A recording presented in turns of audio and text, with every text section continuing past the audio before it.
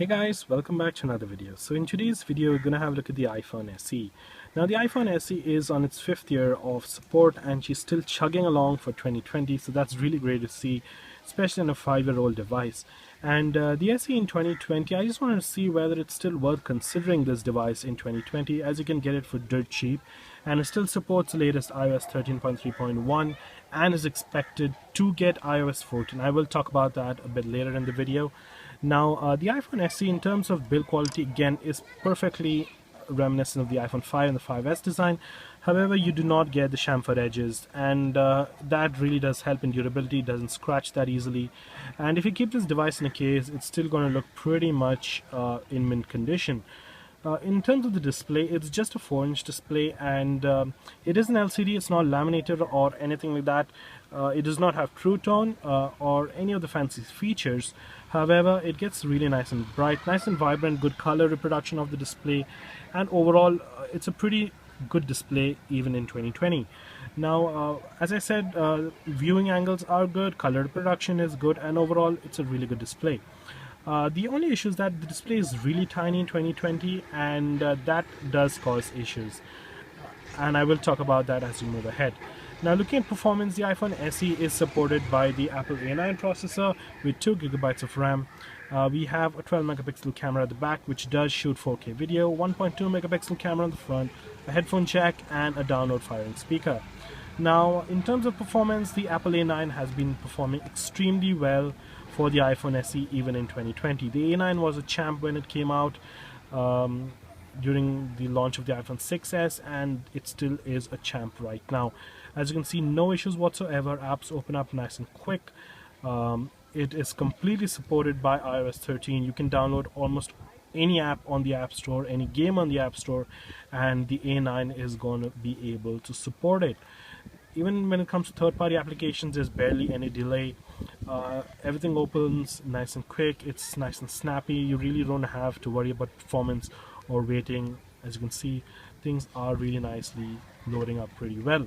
Now, one thing regarding performance, as I said, you can play all of the games. I did try PUBG, I tried Fortnite, Call of Duty Mobile, Real Racing, all of the great titles, and the SE is able to support all of them even on the highest graphics settings.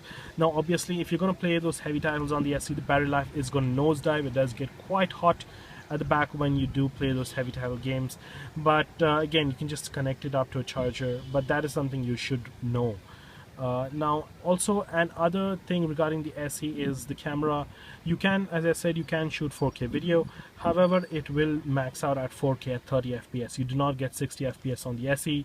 And the photos and videos delivered by the iPhone SE are still quite good. They're not going to be as great as the latest iPhones, but I would say they're still pretty much quite decent given the age of this device. Now, it's not going to do extremely well when it comes to night photography, as you do not have the latest night mode and things like that. Also, when it comes to video, you can record 4K at 30 FPS and not 60, so just keep that in mind.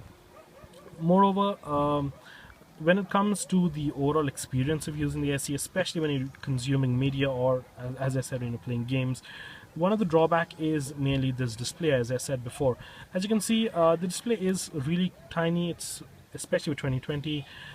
Even though it fits really well in the hand, it's very ergonomic. You can reach all 4 corners of the display, and it's going to be perfect for someone who has really tiny hands and who really dislikes using those large devices. The SE's display is perfect.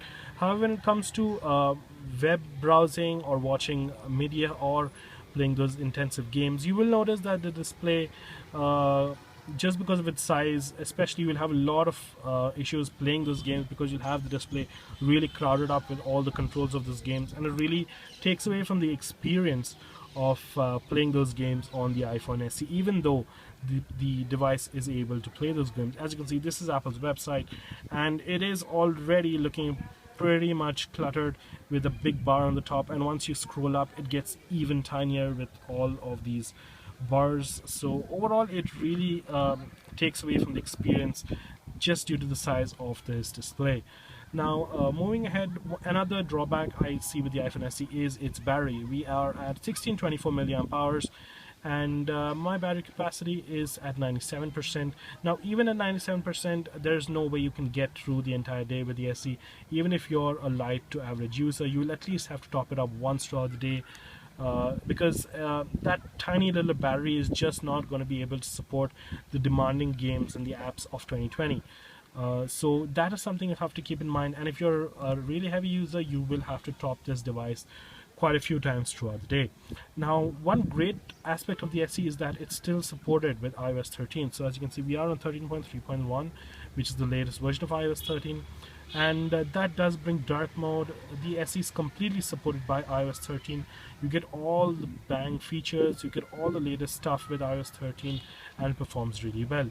You also do get the haptic touch option that all the other iPhones do get, and I have to say that it really does work quite well, and Apple has done a really good job optimizing iOS 13 for the SE. So in terms of looking at the future, I would say that in terms of software support, right now it's going to be supported for the entire duration of iOS 13 until we jump to iOS 14, and moreover, Apple is still going to be pushing out security updates for this device, as they usually do. As you may remember, the iPhone 4S and the iPhone 5 did get a security update a few months earlier. So that is something really great to know, that Apple is still looking out for its older devices. But in case the iPhone SE does not get iOS 14, iOS 13 will be the end of the road. But in my personal opinion, I can see the iPhone SE getting iOS 14, just because it has the 2 gigabytes of RAM, and it's not going to have any issues. As you can see, things open up still really well. Performance is still doing extremely well, and I really don't see why Apple cannot get iOS 14 on this SE and give it 6 years of support, just like the iPhone 5S did receive. Now, other than that, a few things you will have to note. You do get Touch ID first generation on the iPhone SE, which again is not going to be as super fast or as super reliable as those quick sensors on the iPhone 7 or on the iPhone 8. As you can see, you will have to keep your thumb on there for a few more seconds.